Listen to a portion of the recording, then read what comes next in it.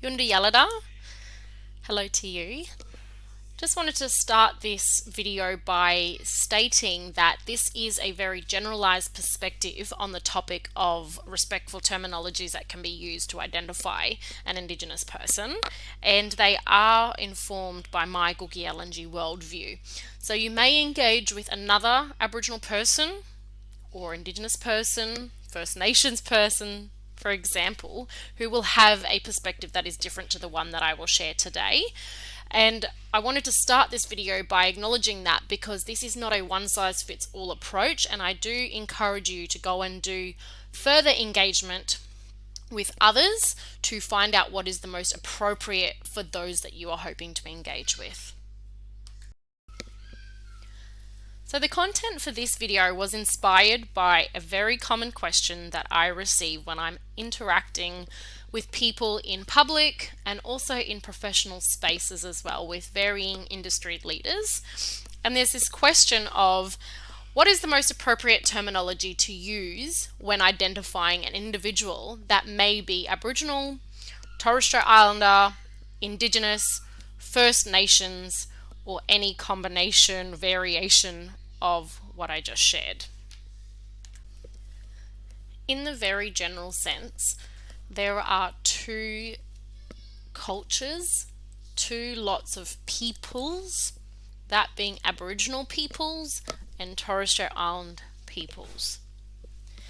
However, within each of those two cultural groups, there is also a great diversity and complexity to the languages, peoples, countries, cultures, etc. that make up those two groups.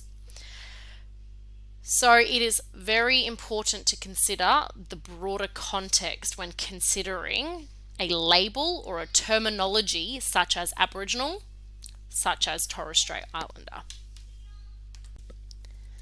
Of the many possibilities that you could use to identify me as one person, for example, Indigenous, First Nations, Aboriginal, the most ideal and preferred one would be Gugialanji and Bummer. The reason why is because Aboriginal is an introduced word post-colonization, and also a word that's been used and determined by someone else towards me.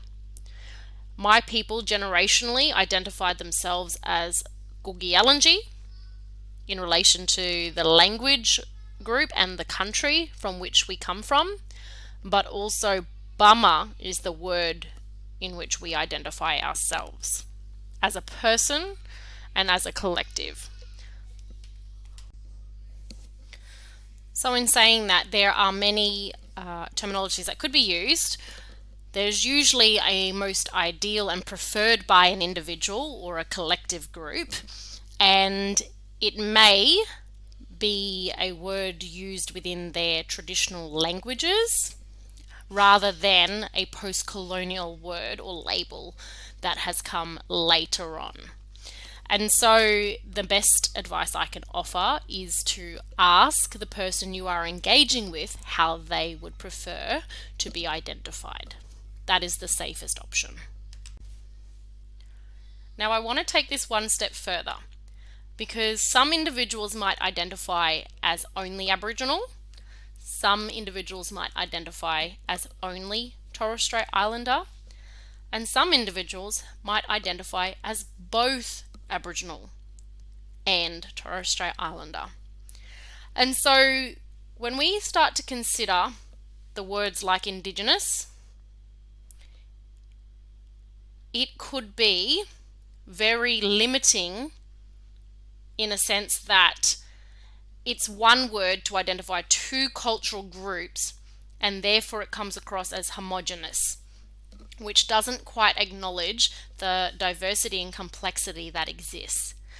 And so this is why some people might favor the word First Nations, because by stating nations, you are to some degree acknowledging the diversity and complexity that exists across the continent now called Australia, where there are varying language groups, varying peoples, varying communities, varying countries, cultural practices, etc. And so Indigenous might be the least favoured, for example. First Nations might be, a suitable word to use. Aboriginal and Torres Strait Islander are more specific to a person or a peoples of one or the other in the two umbrella terms of Aboriginal and Torres Strait Islander groups. And so how can we write this or say this in a way to acknowledge and understand all of what we have just unpacked in this video? My safest recommendation is this. Write the word Aboriginal peoples and/or Torres Strait Islander peoples.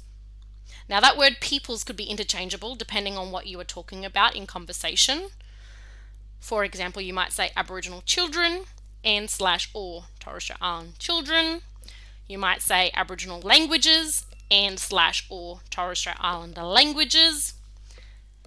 And so by putting the and/or into this sentence, what it's doing is acknowledging that one person might identify as just Aboriginal, one person might identify as just Torres Strait Islander, or they might identify as both. And so in all of my experience in conversations, personally, professionally, in many contexts, this is the safest because that and/or means that it's not definitive and it's a lot more fluid and flexible. Yalada. Thank you for taking the time to watch this video. If you could take a minute to subscribe to this channel, it would really help, and please do like and share if you find this content valuable.